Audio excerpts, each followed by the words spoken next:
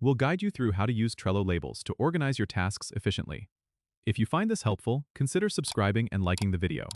First, open Trello on your desktop and navigate to the board where you want to add labels. You'll see a list of your cards on the board. Click on a card to open it. Once the card is open, you can see the Labels option on the right-hand side. Click on the Labels button, and you'll see a list of existing labels with colors. If you want to add a new label, click on Create a new label at the bottom. Here, you can choose a color and give your label a name, then click Create to add it. Now, go back to your card and click on the label you just created to apply it. Labels help you categorize and prioritize your tasks, making it easier to filter and find the information you need quickly. You can also edit or remove labels by clicking the pencil icon next to the label name.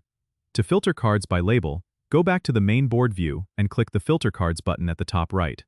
Choose the labels you want to filter by, and Trello will display only the cards with those labels. This is especially useful for managing large projects with multiple team members. Remember, you can change label names and colors anytime by clicking on the Labels button and selecting the pencil icon next to the label you want to edit. Trello labels are a powerful tool for keeping your workflow organized and visually manageable. Don't forget to subscribe and comment if this helped you out.